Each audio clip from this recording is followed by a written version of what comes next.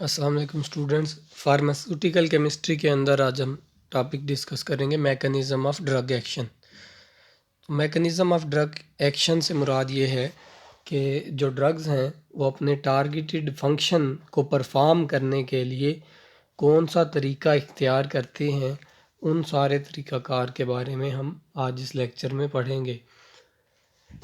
कोई भी ड्रग है, हर एक ड्रग अलग अलग तरीके से एक्शन करती है बॉडी में, यानी कि अपना फंक्शन परफॉर्म करने के हर एक के मेथड डिफरेंट हैं। उनमें से चंद मेथड्स हम डिस्कस करेंगे। इससे पहले डेफिनेशन है फार्माकोडायनामिक्स की। मैकेनिज़्म ऑफ ड्रग एक्शन की स्टडी को हम फार्माकोडायनामिक्स कहते हैं। इसके अंदर हम ड्रग के अफेक्ट को भी स्टडी करते हैं और एक ड्रग का दूसरे ड्रग के ऊपर जो अफेक्ट होता है, यानी कि दोनों ड्रग्स जब इकट्ठे यूज़ किए जा रहे होंगे तो दोनों का एक दूसरे की मॉडिफिकेशंस के क्या असरात होंगे, इनके बारे में भी फार्माकोडायनामिक्स के अंदर स्टडी किया जाता है। तो सबसे पहले मेथड्स हैं, जो मैकेनिज़म्स हैं जो जिनके थ्रू ड्रग एक्शन करता है, उनका इंट्रोडक्शन है। क्योंकि ड्रग्स को बॉडी के अंदर मेटाबॉलिज्म को कंट्रोल करना होता है या प्रोसेसेस को कंट्रोल करना होता है अपना टारगेटेड फंक्शन परफॉर्म करने के लिए, उनमें इनके साइड इफ़ेक्ट भी शामिल हैं, वो भी इसी तरीके से होंगे। लेकिन सबसे पहला मेथड है एंजाइम। जो ड्रग्स होते हैं वो एंजाइम्स को कंट्रोल करके मेटाबॉलिज्म को कंट्रोल कर लेते हैं और फंक्शन परफॉर्म कर देते हैं। दूसरा है आयन चैनल्स। आयन चैनल्स की बहुत सारी किस्में हैं।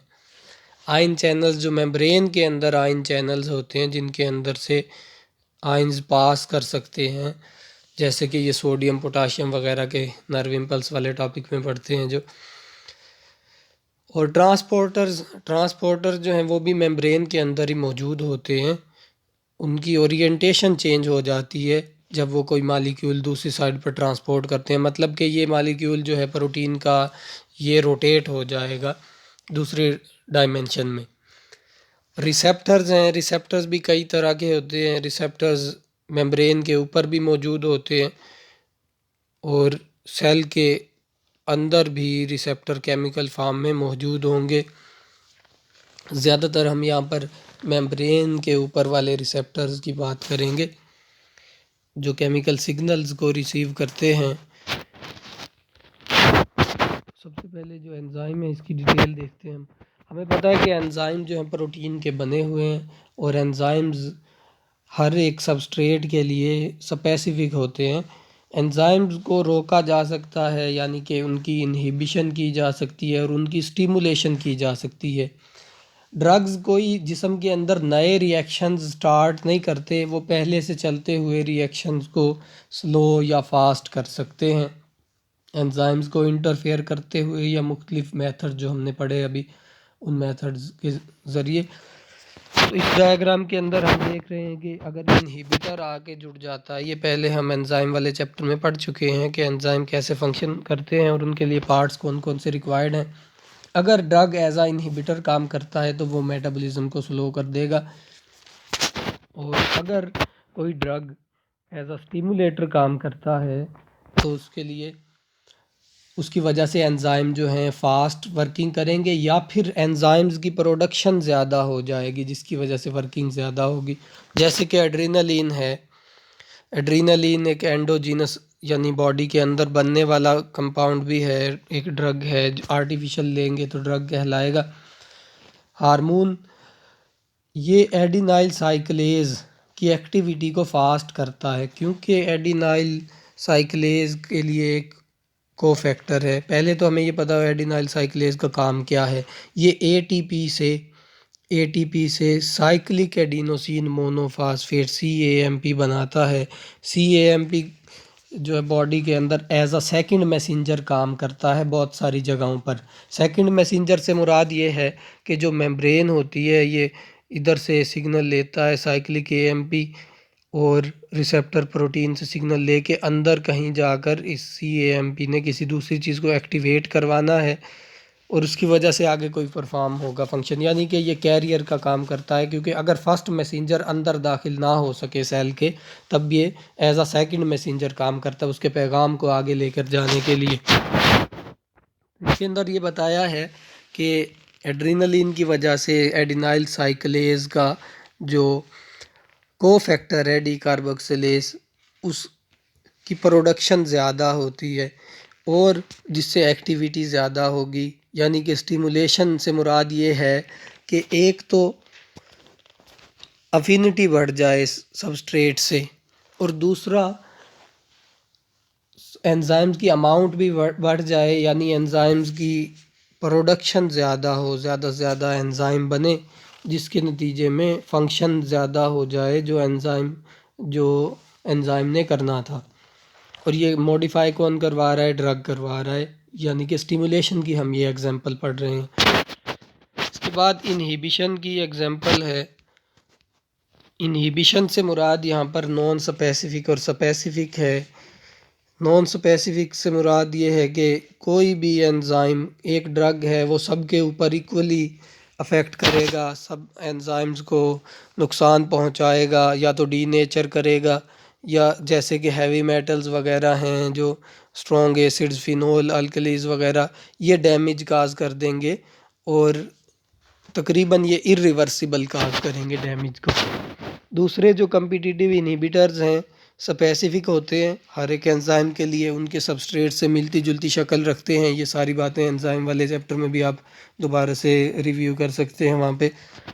तो इनकी किस्में थी रिवर्सिबल, इरिवर्सिबल टाइप्स स्पेसिफिक के लिए, ना कि यहाँ पे ये कम्पिटिटिव और नॉन कम्पिटिटिव के लिए।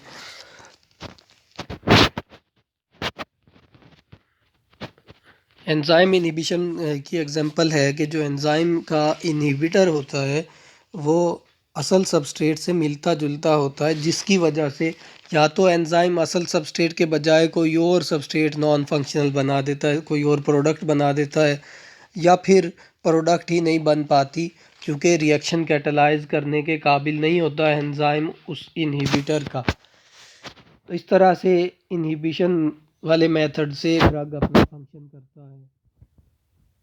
कम्पिटिटिव इनहिबिटर के अंदर यही बात हम देख चुके हैं पहले से कि अगर सबस्ट्रेट की जगह पर उसका कोई इनहिबिटर आकर जुड़ जाए तो उसकी वजह से प्रोडक्ट या तो बन नहीं पाएगी या फिर प्रोडक्ट कोई नॉन फंक्शनल होगी, जिससे फंक्शन कम हो जाएगा जो एंजाइम कर रहा था। कुछ एग्जांपल्स हैं हमारे पास स्पेसिफिक एंजाइम इनहिबिशन की। स्पेसिफिक एंजाइम इनहिबिशन से मुराद ऐसा इनहिबिटर जो स्पेसिफिक एंजाइम पर काम करता हो। ये इनहिबिटर हमारे सामने ड्रग्स हैं और ये ड्रग इस एंजाइम के ऊपर एक्ट करेगा एज अ इनहिबिटर, और ये एंजाइम असल में इस सबस्ट्रेट को कैटालाइज करता था। जैसे कि यहाँ पर लिखा है सबसे पहले कोलाइन एस्टिरेज।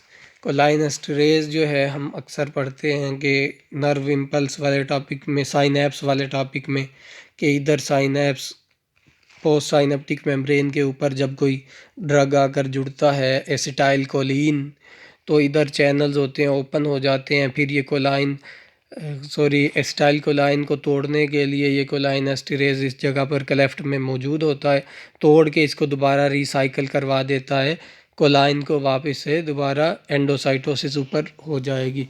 तो रिसाइकलिंग प्रोसेस, यानी कि ज़्यादा देर तक ये चैनल्स एसिटाइल कोलिन की वजह से ओपन ना रहें, जितनी रिक्वायरमेंट थी उसके मुताबिक ये वापस दोबारा से रिसाइकल होकर चले जाएंगे। अगर हम इसकी जगह पर ड्रग यूज़ करते हैं इसके साथ फाइसोटिग्माइन, नियोस्टिग्माइन, ये ड्रग्स क्या करेंगे, इस एंजाइम को तोड़ देंगे या इस एंजाइम को कम्पिटिटिव इनहिबिटर के तौर पे काम करेंगे, जिसकी वजह से ये एसिटाइल कोलिन को दोबारा काट नहीं सकेगा, क्लीवेज नहीं कर सकेगा, और चैनल जो होंगे पोस्ट साइनेप्टिक मेम्ब्रेन के ऊपर वो चैनल्स ओपन रहेंगे और चैनल के अंदर से आयंस गुजरते रहेंगे। तो इस बात से हमें आगे भी हेल्प होगी चैनल्स वाले टॉपिक में भी। अब यहाँ पर कुछ और एग्जांपल भी लिखी हैं, जैसे कि बैक्टीरियल फोलेट सिंथेज में PABA, para amino benzoic acid, ये इस्तेमाल होता है सबस्ट्रेट के तौर पर। और अगर हम सल्फोनामाइड्स देते हैं, सल्फोनामाइड्स एंटीबायोटिक में भी हम पढ़ेंगे आगे, वो इस एंजाइम को इनएक्टिवेट करते हैं बैक्टीरियल फोलेट सिंथेज को as a competitive inhibitor of PABA। इसी तरह ये तमाम एंजाइम और ड्रग्स के नेम्स आप याद रखेंगे, डिफरेंट ऑर्गेनिजम्स के अंदर क्या क्या फंक्शन परफॉर्म करते हैं ये। बाकी आगे देखते हैं कि आयन चैनल किस तरह से अफेक्ट होते हैं ड्रग की वजह से, यानी ड्रग अपना मैकेनिज़्म कंप्लीट करने के लिए आयन चैनल को कैसे अफेक्ट करेगा। आयन चैनल अब यहाँ पर कई तरह के हैं। पहले हम आयन चैनल की बात कर लेते हैं कि कौन कौन सी तरह के हैं। मेम्ब्रेन है, मेम्ब्रेन के अंदर प्रोटीन्स होती हैं। उन प्रोटीन्स में एक होते हैं ligand gated channels. Ligand gated channel से मुराद ये है कि जिसका गेट, जिसका रास्ता किसी चीज़ के चिपकने की वजह से, जुड़ने की वजह से किसी केमिकल के ओपन हो, उसको लाइगैंड गेटेड चैनल कहते हैं। अक्सर ये जो पोस्ट साइनेप्टिक मेम्ब्रेन के ऊपर हैं, जैसे एसिटाइल कोलिन के आकर जुड़ने की वजह से ओपन होते हैं, वो लाइगैंड गेटेड चैनल्स हैं। इसके अलावा कुछ चैनल्स ऐसे होते हैं जिनके ऊपर गेट्स होते हैं और वो गेट्स इलेक्ट्रिक सेंसिटिव होते हैं, जैसे सोडियम के और पोटाशियम के न्यूरॉन के अंदर थे जो कैल्शियम के गेट्स थे वो भी। और कुछ गेट्स ऐसे होते हैं जो कि जी प्रोटीन कपल्ड होंगे। मतलब जी प्रोटीन कपल्ड से मुराद ये है कि एक मेम्ब्रेन है, यहाँ पर एक चैनल है। अब वो चैनल ओपन नहीं होगा जब तक उसका गेट है अंदर वाली साइड से, जब तक इधर से एक रिसेप्टर के ऊपर मॉलिक्यूल यानी कि मैसेंजर, फर्स्ट मैसेंजर इधर से आकर जुड़ेगा इस रिसेप्टर के पास। रिसेप्टर के पास आने के बाद अंदर रिसेप्टर में कोई चेंज आएगा, रिसेप्टर ने इधर एक्टिवेट करवाना है साइक्लिक AMP को। साइक्लिक AMP आगे जी प्रोटीन को एक्टिवेट करेगी। जी प्रोटीन किसी एंजाइम को एक्टिवेट करेगा, यानी कि थर्ड मैसेंजर के तौर पर काम कर रहा है ये। इसके बाद ये चैनल है जो ये चैनल ओपन हो जाएगा। मतलब कि बाहर से डायरेक्ट इसको कोई चीज़ ओपन नहीं कर पाती, इसको ओपन करने के लिए इस पाथवे में आना पड़ेगा, कोई चीज़ अंदरूनी साइड से आएगी और उसके लिए जी प्रोटीन है, GTP एक्टिवेटेड प्रोटीन होगी यहाँ पर। इसके लिए आप फिजियोलॉजी का जो इम्पल्स के एंड पे टॉपिक है वो आप देख सकते हैं, अगर आपके पास वो नोट्स वगैरह नहीं है तो आप बता सकते हैं। इसके बाद एक और टॉपिक है modulating opening and closing of channels. अभी इसको भी डायग्राम से देखते हैं। आयन चैनल के अंदर एक मॉड्यूलेटर होगा। ड्रग कभी कभार मॉड्यूलेटर का काम भी करते हैं, यानी कि इसकी शक्ल को बदलने का काम, मॉड्यूलेशन करने का, यानी कि अंदर से गुजरते हुए आयंस की अमाउंट को कम या ज़्यादा पास करवाने के लिए, पहले से होते हुए प्रोसेस को पास करवाने के लिए या कम या ज़्यादा करवाने के लिए। या फिर जो ड्रग होगा वो ब्लॉकर का काम करेगा। ब्लॉकर डायरेक्ट इस रास्ते को ब्लॉक कर सकता है और जो ओपनर होता है वो आयन चैनल को इस तरह से गैप बना देगा, आयन गुजर सकेंगे। तो याद रखना है कि गेट्स जो होते हैं वो इनके ऊपर, ये जैसे यहाँ पर ये गेट बनाए हुए हैं, ये गेट्स हैं, ये पूरा रास्ता जो है चैनल है। ये सिंपल की बात की जा रही है, लाइगैंड वाले की बात नहीं की जा रही। आयन चैनल्स को ब्लॉक करने के लिए या इनहिबिट या ओपन करने के लिए डिफरेंट केमिकल्स इस्तेमाल होते हैं, जैसे कि क्विनिडीन है, ये ब्लॉक करता है मायोकार्डियल सोडियम चैनल्स को। इसके लिए ये टॉपिक समझने के लिए आपको पहले सारा फिजियोलॉजी का जो इम्पल्सिस वाला और ये ट्रांसमिशन का, साइनेप्स का टॉपिक एक बार रीड करना होगा। इसके अलावा जितने भी ड्रग्स लिखे गए हैं, जैसे कि ये अमाइलोराइड वगैरह, ये इनहिबिट करते हैं एपिथेलियल सोडियम चैनल्स के लिए। तो ये जितने भी आप फंक्शन देख रहे हैं इन फंक्शंस को प्रॉपर समझने के लिए पहले फिजियोलॉजी का कॉन्सेप्ट आपके पास होगा, तब आप नॉर्मल फिजियोलॉजिकल प्रोसेस के बाद ये ड्रग के इफेक्ट को समझ सकेंगे। ट्रांसपोर्टर्स के बारे में नेक्स्ट लेक्चर में हम पढ़ेंगे। तब तक के लिए अल्लाह हाफिज़।